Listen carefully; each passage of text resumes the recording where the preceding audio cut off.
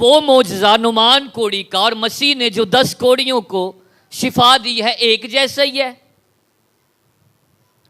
क्योंकि कोड़ियों को पहले भी नबी शिफा देते आए। तो मसीह ने क्या पहला काम कर लिया, क्या अनोखा काम कर लिया, क्या मुनफरिद काम कर लिया? क्या नबियों के शिफा देने और यस्सु के शिफा देने में कोई फर्क है कि नहीं? इन बातों को हमने सीखना है।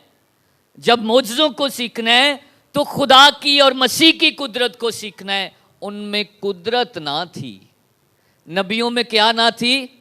कुदरत नहीं सी, बल्कि कुदरत तो मसीह में है। नबी क्या कहते थे? नबी क्या कहते थे? वो इख्तियार जो मसीह के पास है वो नबियों के पास नहीं। नबी कहते थे खुदा के लिए, खुदा के वास्ते, और खुदा करेगा और खुदा के वसीला से। लेकिन मसीह क्या कहता है? जा, मैं तुझे कहता हूं, मैं तुझे हुक्म देता हूं। इसलिए नबियों की कुदरत मसीह की कुदरत में फर्क है। मसीह अपने खुदाई और इलाही इख्तियार के साथ करता है जो कुछ करता है। वो जो कुछ कहता है वो कहता है मैं तुझे सच सच कहता हूं। और नबी पैगंबर क्या कहते थे? खुदा ये फरमाता है। फर्क पता चला नबियों और मसीह के कामों का। अब कोड़ी कितने हैं? कोड़ी कितने हैं जो मसीह के पास आए? 10 कोड़ी हैं। और कोड ऐसा एक मर्ज है, किसी को आज सजाए मौत दे दी जाए और सजाए मौत का सेंटेंस सुना दिया जाए, उस वक्त के मुताबिक किसी को यह कह देना कि तुझे कोड़ की बीमारी है बराबर था। कोड़ की बीमारी और सजाए मौत एक बराबर था, किसी को यह कह देना। और इन कोड़ियों की जिंदगी क्या थी? यहूदी तस्वर यह है कि अगर किसी को कोड़ है तो उसने बहुत बड़ा गुनाह किया है, खुदा का अजाब है इन पर, खुदा की तरफ से यह बहुत बड़ी लानत है। और ऐसे लोगों को जिनको यह बीमारी थी उनको शहर से बाहर रहने के लिए जगह दे दी गई। और शहर से बाहर ये कोड़ी जब सारे इकट्ठे रहते थे, और फिर किसी का तजर्बा किसी कोड़ी को देखने का? पादिया नीफ साहब,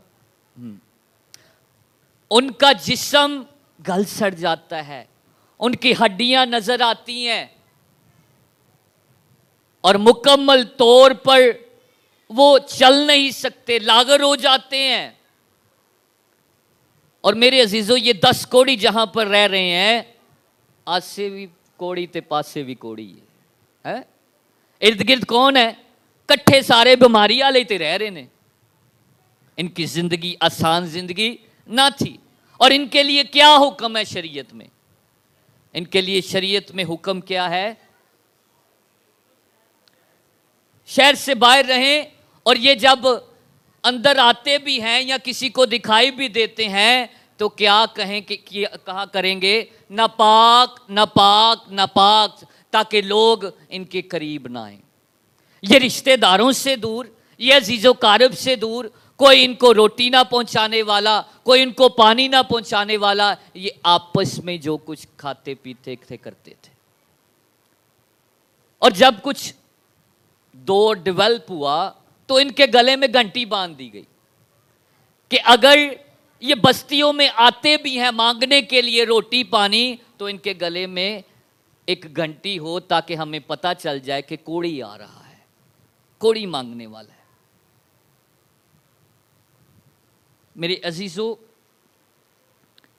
मसीह खुदावंद की सारी खिदमत लोकां ते तरस खाने लंघ गई है। मसीह जब ये मौजे करता था तो क्या करता था? तरस खाता था लोगों पर, रहम करता था लोगों पर। क्या ये कोड़ी रहम के मुस्तहिक हैं? क्या ये कोड़ी तरस के मुस्तहिक हैं? माशरे ने क्या किया? मजहब ने क्या किया? हैकल में नहीं आ सकते, दुआ नहीं कर सकते, इनके पास कोई नहीं जा सकता। लेकिन मसीह के पास ये 10 कोड़ी आते हैं। किसके पास आते हैं? यीशु के पास आते हैं। फिर मसीह खुदावंद की ये कि याद रखें कि जिसके पास कुछ नहीं है उसके पास मसीह है। किसी भी दर पे आप नहीं जा सकते, मसीह के पास जरूर आ सकते हैं। किसी के घर नहीं जा सकते, मसीह के पास जरूर आ सकते हैं। इसलिए इन लोगों के लिए सारे दर बंद थे, लेकिन मसीह का दर बंद नहीं था। और ये यीशु के पास आते हैं। इन्होंने कहां से सुना था? इनका कम्युनिकेशन कोई नहीं है, इनके पास मोबाइल नहीं है, इनके पास खतो कताबत नहीं है, इनके पास पैगाम रसानी का कोई सिलसिला नहीं है। इनको कहां से पता चल गया यीशु का? क्या यीशु की मशहूरी थी? लोग यीशु को क्या कहते थे? हाँ जी, सारे जरा अपना ध्यान इधर करो। लोग यीशु को क्या कहते थे? उस्ताद कहते, नबी कहते, और उसको मोजज़े करने वाला भी कहते, उसको अजीब काम करने वाला भी कहते थे, उसको मोजज़ा घर कहते थे। वो जब लोगों को बीमारियों को ठीक करता, जब वो अंधों को बिनाई देता, जब वो कैदियों को रिहाई देता, जब वो लंगड़ों को चलाता, तो उसकी खबर गांव-गांव और शहर-शहर में फैलती है। इसलिए लोग ये कोड़ी कैसे आए हैं? आज इस इंजील मुकद्दस को अगर आखिर में हमने सब ने मिलकर क्या कहा कि तेरे ईमान ने तुझे अच्छा किया, सबसे पहली बात ये ईमान लेकर आए हैं। किस तरह आए हैं? ईमान है इनके अंदर। इन्होंने सुना, और सुनने से क्या पैदा होता है? ईमान पैदा हो गया है। ये मसीह के पास आ गए हैं, और मसीह जो दिलों और गुर्दों का जानने वाला है, जो हमारे अंदर के हालात भी जानता है, वो जान गया ये किस लिए आए हैं। ये जान गया किस लिए। इनकी इल्तिजा बड़ी खूबसूरत है।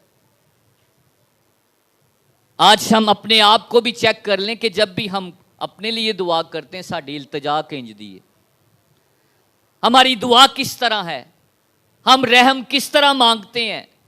इनकी इल्तिजा नहायत खूबसूरत है। और ये क्या कहते हैं? ये मसीह खुदावन से क्या इल्तिजा करते हैं? उन्होंने दूर खड़े होकर, कैसे इल्तिजा कर रहे हैं? दूर खड़े होकर कहते हैं बुलंद आवाज से, दूर खड़े होकर बुलंद आवाज से कहा, ए यीशु, ए साहेब, हम पर क्या कर।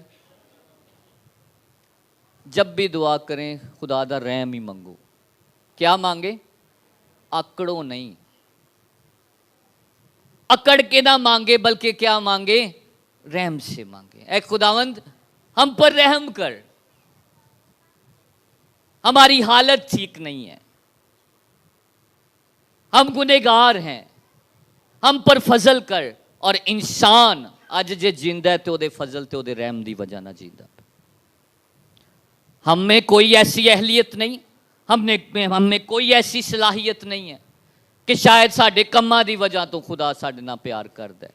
ओहदे रहम दी वजह तो असी सारे आज इस दुनिया दे अंदर आ, उसके रहम की वजह से। और वो क्या मांगते हैं कि ए खुदा, ए साहिब, ए मसीह, हम पर क्या कर? रहम कर।